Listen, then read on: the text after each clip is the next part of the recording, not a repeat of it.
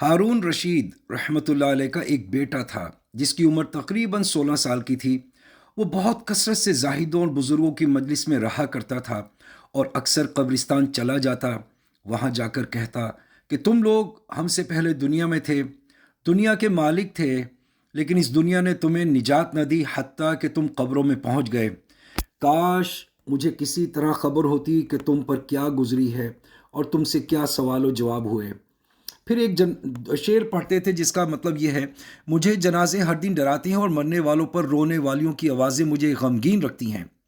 ایک دن وہ اپنے باپ یعنی بادشاہ کی مجلس میں آیا۔ اس کے پاس وزراء عمراء سب جمع تھے اور لڑکے کے بدن پر ایک کپڑا معمولی، سر پر ایک لنگی بندھی ہوئی تھی۔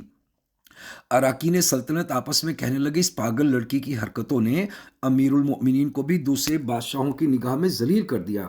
اگر امیر المؤمنین اس کو تنبیہ کرے تو شاید یہ اپنی حالت سے باز آ جائے۔ امیر المؤمنین نے یہ بات سن کر اس سے کہا: بیٹا، تو نے مجھے لوگوں کی نگاہ میں ذلیل کر رکھا ہے۔ اس سے یہ بات سن کر باپ کو تو کوئی جواب نہیں دیا، لیکن ایک پرندہ وہاں بیٹھا ہوا تھا، اس کو کہا: اس ذات کا واسطہ جس نے تجھے پیدا کیا تو میرے ہاتھ پر آ کر بیٹھ جا۔ وہ پرندہ وہاں سے اڑ کر اس کے ہاتھ پر آ کر بیٹھ گیا، پھر کہا: اپنی جگہ چلا جا۔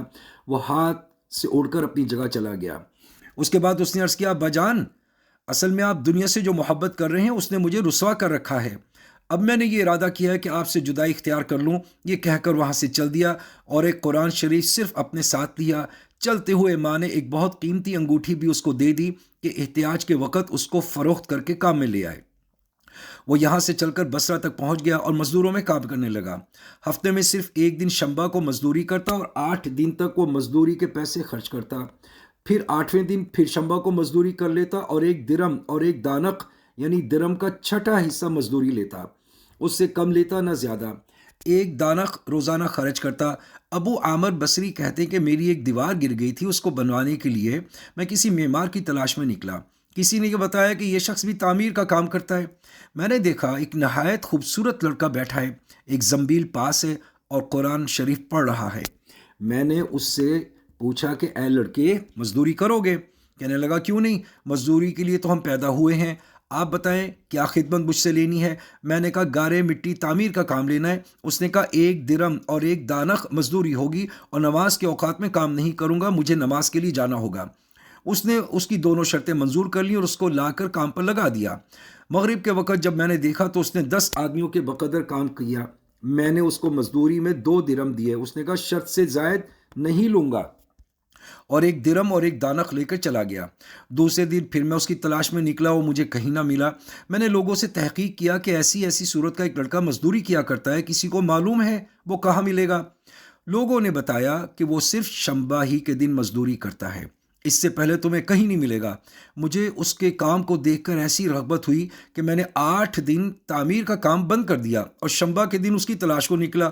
وہ اسی طرح بیٹھا قرآن شریف پڑھتا ہوا ملا۔ میں نے سلام کیا اور مزدوری کرنے کو پوچھا۔ اس نے پھر وہی 2 شرطیں دہرائیں، میں نے منظور کر لیں۔ وہ میرے ساتھ آ کر کام میں لگ گیا۔ مجھے اس پر حیرت ہو رہی تھی کہ پچھلے شنبہ کو اس اکیلے نے 10 آدمیوں کا کام کیسے کر لیا۔ اس لیے اس مرتبہ میں نے ایسی طرح چھپ کر کہ وہ مجھے نہ دیکھے اس کے کام کا طریقہ دیکھا تو منظر دیکھا کہ وہ ہاتھ میں گارا لے کر دیوار پر ڈالتا ہے اور پتھر اپنے ہی آپ ایک دوسرے کے ساتھ جڑتے چلے جاتے ہیں۔ مجھے یقین ہو گیا کہ یہ کوئی اللہ کا ولی ہے اور اللہ کے اولیاء کے کاموں کی غیب سے مدد ہوتی ہے۔ جب شام ہوئی تو میں نے اس کو 3 درم دینا چاہے، اس نے لینے سے انکار کیا کہ میں اتنے درم لے کر کیا کروں گا، اور 1 درم اور 1 دانق لے کر چلا گیا۔ میں نے پھر ایک ہفتے انتظار کیا اور تیسرے شنبہ کو پھر میں اس کی تلاش میں نکلا، مگر وہ مجھے نہ ملا۔ میں نے لوگوں سے تحقیق کیا۔ ایک شخص نے بتایا کہ وہ تو بھئی 3 دن سے بیمار ہے، فلاں ویرانے جنگل میں پڑا ہے۔ میں نے ایک شخص کو اجرت دے کر اس پر راضی کیا کہ وہ مجھے اس جنگل میں پہنچا دے، تو وہ مجھے ساتھ لے کر اس جنگل ویرانے میں پہنچا۔ میں نے دیکھا کہ وہ بے ہوش پڑا ہے، آدھی اینٹ کا ٹکڑا سر کے نیچے رکھا ہوا ہے۔ میں نے اس کو سلام کیا، اس نے جواب نہ دیا۔ میں نے دوسری مرتبہ سلام کیا، اس نے آنکھ کھولی اور مجھے پہچان لیا۔ میں نے جلدی سے اس کا سر اینٹ سے اٹھا کر اپنی گود میں رکھ لیا۔ اس نے سر ہٹا لیا اور چند اشعار پڑھے جن کا ترجمہ یہ ہے: میرے دوست، دنیا کی نعمتوں سے دھوکے میں نہ پڑ، عمر ختم ہوتی جا رہی ہے اور یہ نعمتیں سب ختم ہو جائیں گی۔ جب تو کوئی جنازہ لے کر قبرستان جائے تو یہ سوچتا رہے کہ تیرا بھی ایک دن اسی طرح جنازہ اٹھایا جائے گا۔ اس کے بعد اس نے مجھ سے کہا ابو عامر جب میری روح نکل جائے تو مجھے نہلا کر میرے اسی کپڑے میں مجھے کفن دے دینا۔ میں نے کہا اے میرے محبوب اس میں کیا حرج ہے کہ میں تیرے کفن کے لیے نئے کپڑے لے آؤں؟ اس نے جواب دیا کہ نئے کپڑوں کے لیے زندہ لوگ مستحق ہیں۔